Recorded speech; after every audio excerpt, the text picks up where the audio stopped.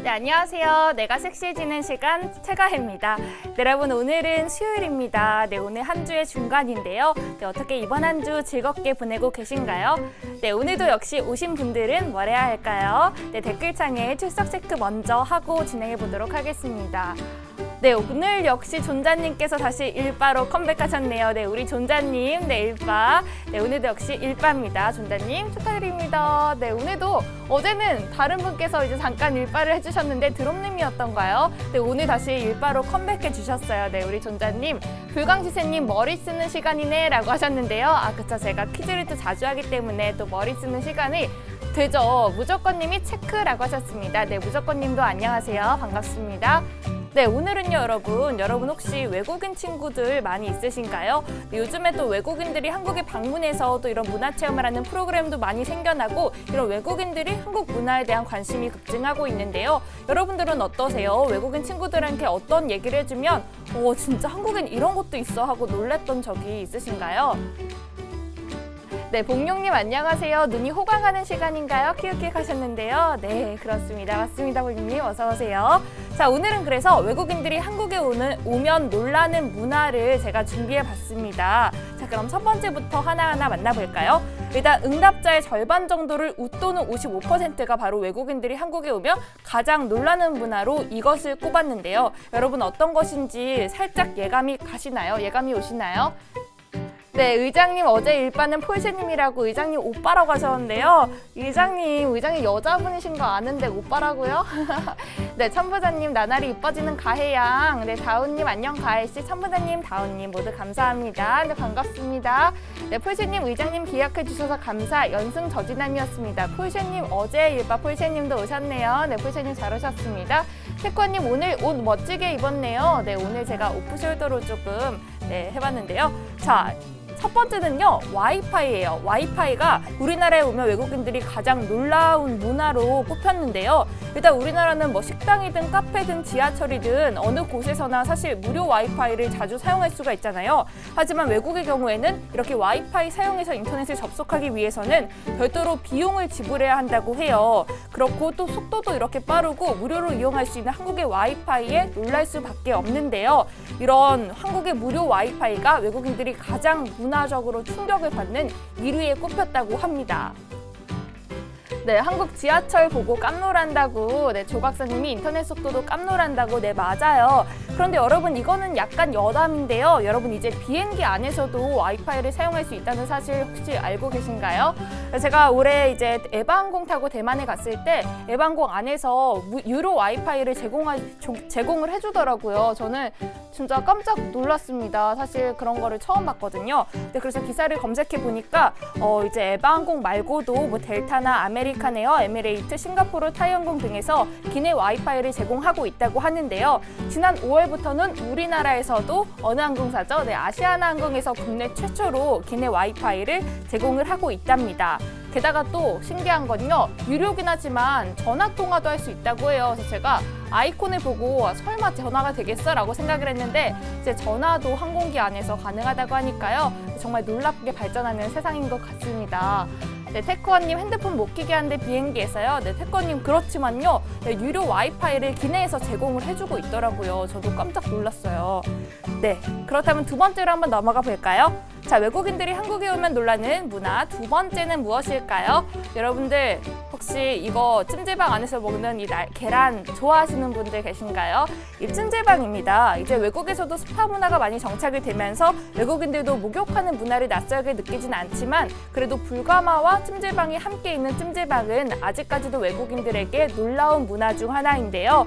네, 특히 나체로 탁에 들어가잖아요, 우리한테 그게 자연스러운데 외국한테는 이런 목욕 문화가 아직까지는 조금 낯선가 봐요.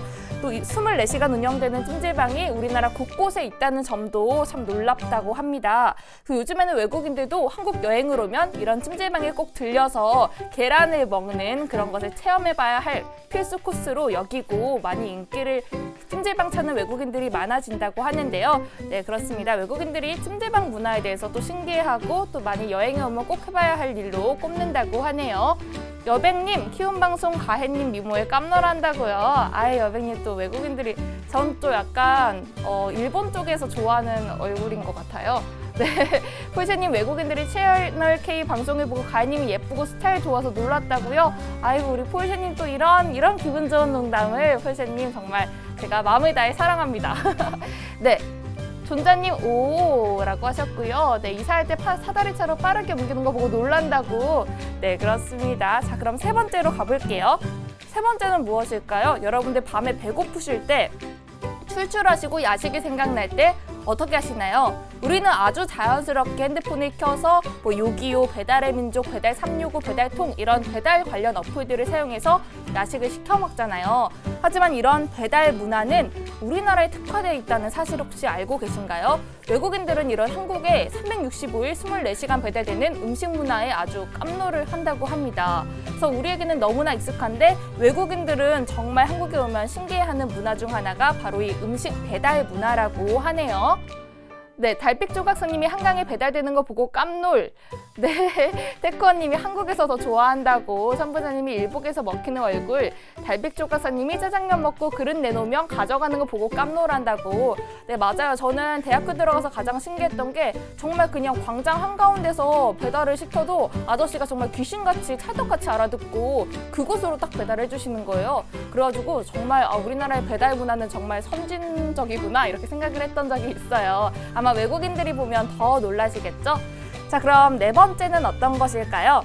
네 번째는요, 바로 24시간 반짝반짝 돌아가는 우리나라의 이 야경 밤문화입니다. 저 24시간 돌아가는 문화 중에 가장 대표적인 것이 바로 편의점이잖아요.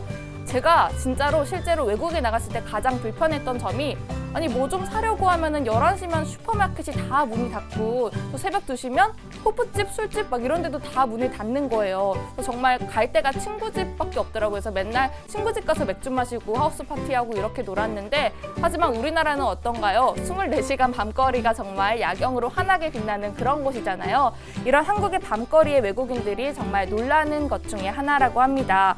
사실 이렇게 24시간 밤거리가 조명으로 빛나는 나라가 많지가 않아요. 그렇죠? 여러분도.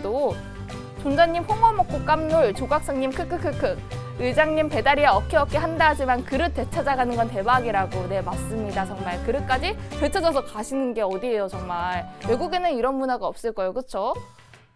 네, 그래요. 그래서 어느 동네나 가든 하나 이상은 있는 24시간 편의점. 정말 우리에겐 너무 익숙하고 또 없으면 불편하지만 외국인들에게는 이런 편의점이 정말 동네 곳곳에 있다는 게 정말 신기한 문화 중 하나라고 하네요. 그래서 네 번째는 24시간 편의점이었습니다. 자, 그럼 다섯 번째는 어떤 걸까요? 여러분들 외국인들은 퇴근 후에 우리 이렇게 오늘 회식이야 이러고 술 마시잖아요. 술 마시고 우리나라는 또 짠하고 내려놓는 거 아니고 짠하면 다 같이 동실식을 가지고 다 같이 먹잖아요. 다 먹고 나서 또 어떤가요? 새벽 2시까지 마시고 내일 아침에 정시 출근하는 이런 한국의 회식 문화를 외국인들은 아주 신기해한다고 합니다. 근데 외국에는 이런 회식 문화가 그렇게 크게 우리나라처럼 부어라 마셔라 이렇게 먹는 문화는 아니잖아요. 그러다 보니까 아무래도 한국의 음주 문화 또 회식 문화를 신기해하는 것 같아요. 네, 조각사님이 막걸리 종류별로 먹어보고 깜놀한다고. 네, 조각사님이 카페에 가면 커피만 팔고 맥주 안 파는 거 보고 깜놀한다고. 폴세님이 남자 화장실 아주머니가 청소하러 오시는 거 보고 깜놀한다고. 아니, 여러분들 오늘 지금 깜놀 배틀 하시는 것 같은데 지금 다 댓글이 다 깜놀로 끝나고 있어요. 지금 홍어 먹고 깜놀, 아줌마 보고 깜놀, 막걸리 먹고 깜놀, 커피 파는 거 보고 깜놀. 여러분들 좋습니다. 오늘 이렇게 네, 좋아요. 저 여러분들의 경험을 또 얘기해 주셔서 좋습니다. 불닭볶음면 먹고 매워서 깜놀한다고요? 이거는 저도 처음 나왔을 때 완전 매워서 깜놀했어요. 정말 외국인들 더 깜놀할 것 같아요.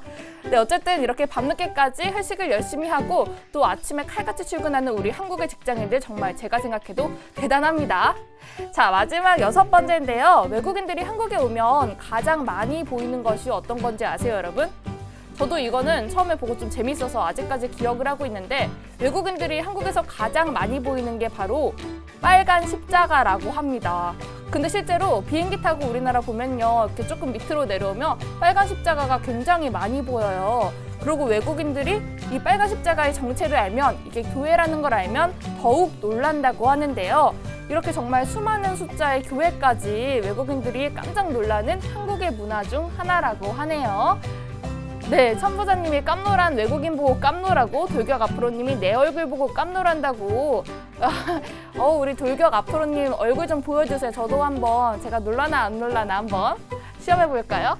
네, 존자님이 빨간 십자가 하하 주여라고 하셨는데요. 그쵸. 조각사님이 쿠쿠밥솥에서 밥 다 됐다고 사람 소리 나는 거 보고 깜놀한다고. 아유, 그쵸. 이것도 정말 깜놀할 사례죠. 네, 그렇습니다. 네, 오늘은 이렇게 그래서요. 수많은 숫자의 교회까지 총 6가지 외국인들이 한국에 오면 놀라는 문화에 대해서 알아봤는데요. 여러분 어떠셔요? 이렇게 외국인 친구들에게 이런 문화 알려주면 정말 더 재밌고 또 신기한 한국 문화에 대해서 더 흥미를 많이 가지지 않을까 싶은데요. 여러분들도 외국인 친구가 있다면 오늘 제가 알려드린 6가지 한번 체험해 보셨으면 좋겠습니다.